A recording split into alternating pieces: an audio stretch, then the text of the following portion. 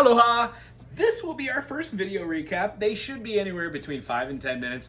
The concept is it's just a refresher for you in case everything we chit-chatted about in our session went over the head. This also is a great way for you to look back on stuff that we did and catch up on it. Eventually, this stuff will be all your basic rudiments.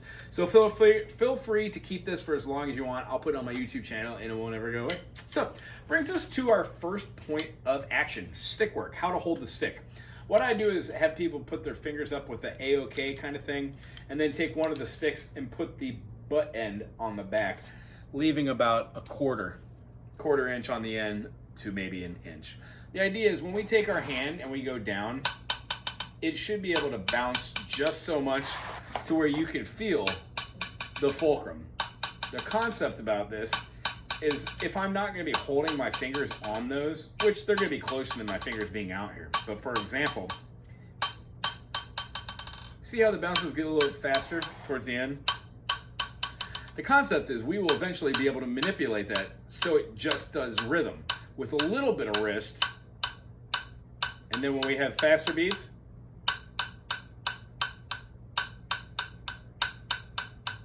we combine the wrist and the finger work to make it easier to get that consistent beat. So the concept behind this is the three pillars are the arms, we also have the wrists,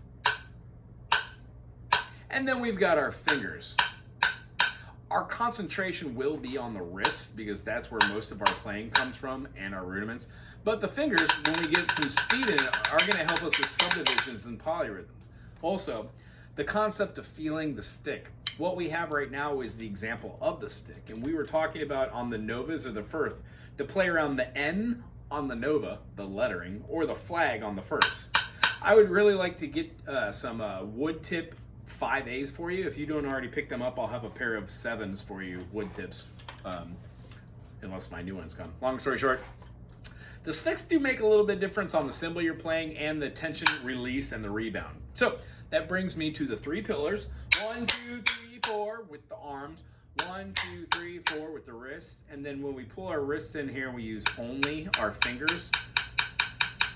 Notice how the wrist isn't going up and down anymore. So what we can do is with our arms, we try and get the side stick on the side of our snare, or on the side of our stool or practice pad, a downstroke, which is a flat, without having to put our finger out. Sorry about that. You might hurt your finger if you do that. Going down with our wrist and doing a flat, or an arm and getting flat, and then going down with an arm and getting just the tip of the stick on both. Very solid, one quick smack down. That is basically the hardest single stroke you will get. A single stroke from a wrist action has a one, just a pop. We bring the wrist action up and then bring down with a little bit of force, both hands. As you can tell, my wrists aren't really going up and down with arm motion like this. They're staying where they are, and we're bringing that force with the wrist. The methodology I teach that combines the wrist with the little fingers is called the Moeller technique. We'll get more into this, but it involves us dropping our hand, the stick bouncing up on a rebound, and then tightening our grip to bring it down with a wrist action. That gives us 1, 2, 1, 2, 1, 2, 1, 2, 1, 2. This concept really helps when we start playing faster notes on the hi-hat and, dare I say, even the snare. So, vocabulary. Our measures are the time signatures, the key signatures, the treble clef, the notation. It gets a little jumbled after a while. So what we want to do is make sure that we know what 4/4 is. 4/4 definition is there are 4 beats per measure and the quarter note gets the beat. Meaning when we play 1 and 2 and 3 and 4 and, because I'm counting 1 and playing only on the numerical beat, I'm quite literally playing quarter notes. The and represents the upbeat. So if we've got 1, the and would be the up. 1 and 2 and 3 and 4 and 1. The repetition goes on, meaning when there is a measure of 4/4, the quarter note gets the beat, and there are 4 of those beats in the measure. Most typically, that type of beat is called the quarter note. It is of the two that has no head and then a head I'm sorry, a head with no stem and then a head and a stem. That's a half note and a whole note. We do, as you said, have dotted notes, which add a duration of half of the subjected beat to the original beat. So if a half note's worth 2, half of that is 1, add it together, we get 3, as you know. So after that, our quarter notes are basically what we're going to be counting. If we have a rhythm doing this, we would just count 1, 2, 3, 4. But in the head, we're thinking 1 and 1 and 4 and. So it becomes our own internal metronome with our foot. So for this week, what I'd like you to get down is single strokes on your hand, going slow, just practicing the stroke. And then when you get into your rhythm pattern, which you're going to play for 5 minutes, you would set a metronome or your brain at 1, 2, ready, go. And out loud, count 3, 4. 1, 2, 3, 4. And in your head, think 1 and. So you have 1 and 2 and 3 and 4. When you get through the process of hearing just these single strokes, what you should be feeling is, if your hands are at the back of the stick and your hands are upside down, you're going to get multiple bounces because it's a dead stick and your hand wants to continue the vibration. If your hand's too far up and you do that with your hands over the top, it just won't feel well and your sticks are going to pop off to the side. When you have your arms and your elbows up too much, what ends up happening is you end up looking like Animal off of the Muppets doing like this, or some of these old school Buddy Rich fills. The concept between these wrist stars, when you get your groove on, you're quite literally using as least amount of energy as you possibly can. You want to stay away from putting your fingers pointing out. And the reason why I showed you how to hold the stick in this fashion with your hand or your thumb rather near the flag or the N is because when you play with this and you drop this, you want to be able to balance the stick in between that little circle. Meaning, closing your fingers is a great idea, and then eventually you can open up just a little bit to get the same thing so you can control that fulcrum and make a rhythm out of it. So the other way to hold that would be to put your palm out, put the stick in it like this, over the top, and then drop it, and then you get your individual single pounces here. The purpose of this is to move the stick up and down on your palm and find out which is the most comfortable way to hold the stick so you can get rhythm bounces.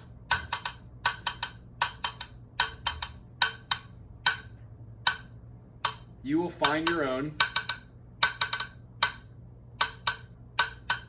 Right there feels perfect for me. So then I turn my wrist right over. And yes, holding it right there is the perfect fulcrum for me to get any sort of bounce out of there. So the other vocabulary word we're talking about that associates with our fundamental pillars of drumming, our arms, our wrists, and then our fingers, are going to be the idea of playing dynamics with those. When we play with our fingers, we have less volume but more precision. When we play with our arms, we have less precision but more volume. So somewhere in between there, the wrists are supposed to fill in between the toe and then jump from one of the arms and then into the individual finger notation.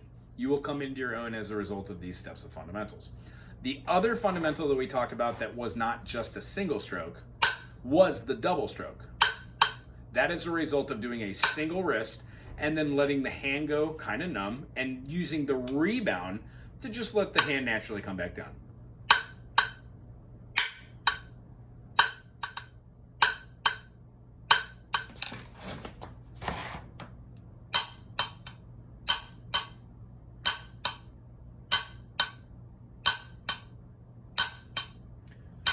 Notice how after we do the wrist here, that the hand stays there, the stick bounces up, and then it naturally comes down from the other. That's the whole purpose of that. If you do what I'm showing you for 5 minutes a day, each day, you eventually will develop the wrist and finger techniques to be able to pull off all the different fills you hear on all your favorite music. What we will do is we will pick just sheet music to do rudiments of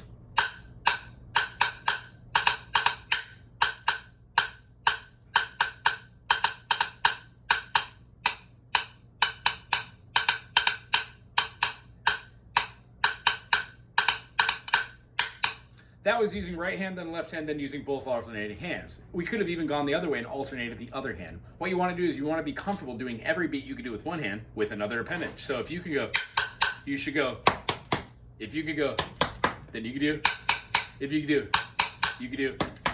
And the concept is, the slower we go,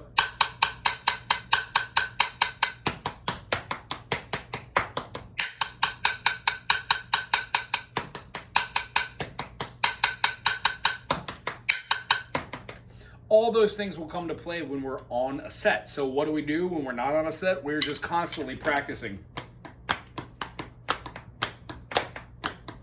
And once you learn a couple different beats and fills and stuff, this will all come together, and I bet you will be finding yourself just waiting, doing normal stuff, you know, DMV, shopping, and just like clack, clack, clack, you'll be counting out the beats we're working on. I also want to show you fun music that you like from your artist so you can start playing along with those CDs. And absolutely, if your stamina starts with doing your exercises each day, and you could go from doing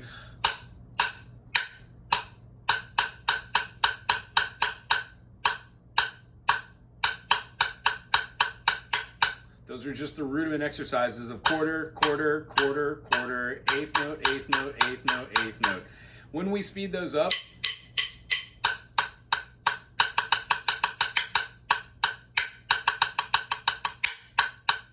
the concentration on your hands will naturally do what you want them to do, but the reason why you can do it fast is because when going slow, you realize the importance of 1 and 2 and 3 and 4 and 1 and a 2 and a 3 and a 4 and a. We could put these ideas together on paper. We could put these together on a kit, but the best way to do it is to play on a hard surface and then also get yourself a little practice pad. I think you might have said you had one that mutes it. So to leave you, this is what your exercises will be if you want to try them once or twice here, but you will always do the rudiments every day. The two types of strokes you learned today were a single and a double. One has a downstroke with an extra bounce, and one is the single with a straight hand. Other than that, try doing it with 1, 2, 3, 4, 1 and 2 and 3 and 4 and 1, 2, 3, 4, 1 and 2 and 3 and 4 and 1, 2, 3, 4, 1 and 2 and 3 and 4 and 1, 2, 3, 4, 1 and 2 and 3 and 4 and 1, 2, 3, 4, 1 and 2 and 3 and 4 and 1, 2, 3, 4, 1 and 2 and 3 and 4 and 1. Notice how I didn't play the eighth notes, but I counted them. Sometimes folks have a hard time playing and counting out a rhythm. So throw your brain off by counting eighth notes and playing quarters, and then count quarter notes and play eighth notes. The idea is if you could do that with eighth notes and go 1 and 2 and 3, then you would be able to count 30-second notes. 1 and a 2 and a 3 and a 4 and 1 and a 2 and a 3 and a 4 and 1.